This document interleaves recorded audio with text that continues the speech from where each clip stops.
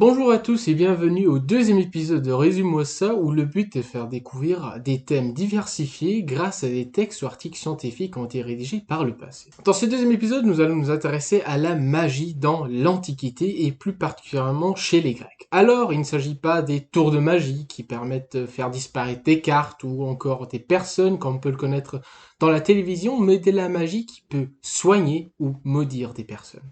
Afin d'explorer ce thème, nous utiliserons l'article de Christian Dunant, La magie en Grèce, publié en 1959. Le professeur Dunant part du principe qu'on minimisa dans la littérature secondaire le rôle de la magie dans la Grèce antique ou en attribuant ce phénomène aux périodes de décadence. Toutefois, il existe selon elle des preuves littéraires et archéologiques qui prouvent que le phénomène magique existait bien avant l'époque classique. Dans l'Antiquité, la magie est souvent associée à la médecine. S'il est difficile d'établir un lien entre la magie et médecine, il faut se situer dans cette Grèce antique et aussi à la conception des Grecs quant aux origines de la maladie. Ainsi, d'une façon générale, les maladies sont attribuées aux dieux ou encore aux démons hostiles qui souhaitent nuire l'humain. Face à ces divinités qui infligent maladies et autres maux, il y a deux solutions pour l'homme. Soit on se tourne vers l'ordre religieux et espère que la prière ou encore les sacrifices apaisent le châtiment divin, ou soit on se tourne vers la magie qui agira activement face aux puissances hostiles et inconnues à travers des incantations ou conjurations. Ainsi, la maladie sert à guérir le corps. Toutefois, il y a deux problèmes qui se posent pour le professeur Dunant. Tout d'abord, à quelle époque est apparue cette médecine magique? S'il est difficile de donner une date exacte, les documents médicaux sont clairs. La médecine magique est la forme de médecine la plus attestée et la plus communément répandue. Ce fut ainsi le cas chez les Égyptiens, les Assyro-Babyloniens et même les peuples de l'ancien Iran. De ce fait, il est pour le professeur Dunant infiniment probable que le même état de choses existait en Grèce.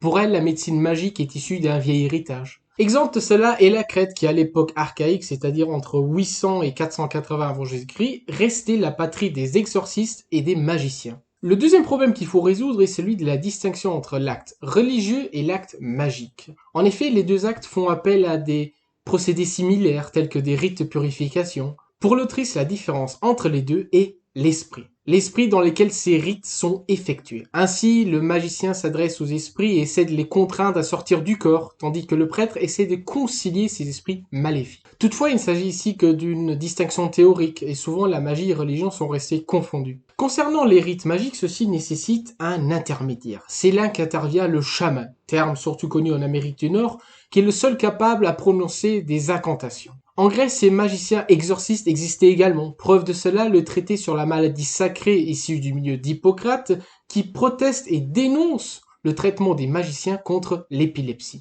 Outre ce témoignage, il existe également des sources littéraires concernant la magie médicale. Ainsi, lorsque Ulysse dans l'Odyssée est blessé par un sanglier, on le soigne tout d'abord par des moyens rationnels. On met un bandage sur la jambe blessée. Par après, on utilise la magie. Un charme qu'on peut traduire par un sortilège est prononcé afin d'arrêter le sang. Chez d'autres auteurs grecs, on trouve également ce renvoi à cette magie médicale. Toutefois, il existe chez ces auteurs la magie dans son état pur qui n'est pas lié à la médecine.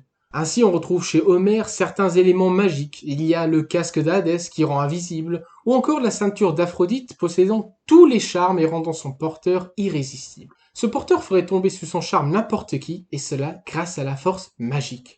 Néanmoins, l'objet le plus connu et le plus puissant dans la magie reste le philtre, qui est un breuvage auquel on attribue des vertus magiques. On pourrait aussi parler de potions. La plus connue des potions est celle de l'amour, ainsi la magie rend l'amour impossible, possible. Par la suite, il existe également dans la littérature une autre pratique qui est attachée à la religion, l'évocation des morts. Les morts apparaissent ainsi dans l'Odyssée, mais également dans les Perses, œuvre d'Échille, dans lequel on voit l'ombre de l'ancien roi perse Darius apparaître à la suite d'un appel. Ces apparitions on retrouve également dans des pièces de théâtre, souvent dans les tragédies. Après avoir abordé la magie médicale, la magie dans son état pur, on se penche brièvement sur la magie botanique. En effet, l'emploi des plantes est une des pratiques principales de l'ancienne magie. Chez Homère, Hélène, qui fut enlevée par Paris causant la guerre de Troie, utilisa une plante égyptienne, le népenthès, permettant de faire oublier les malheurs et chagrins aux hommes. Aujourd'hui, on est d'avis que ce népenthès n'est d'autre que de l'opium. Déjà en 1810, un pharmacien avait annoté l'usage de cette drogue en Égypte. Il écrira Il en compose divers opiates enivrants et narcotiques dont les riches font usage. Les habitants paisibles en usent dans l'intention de dissiper l'ennui et la mélancolie.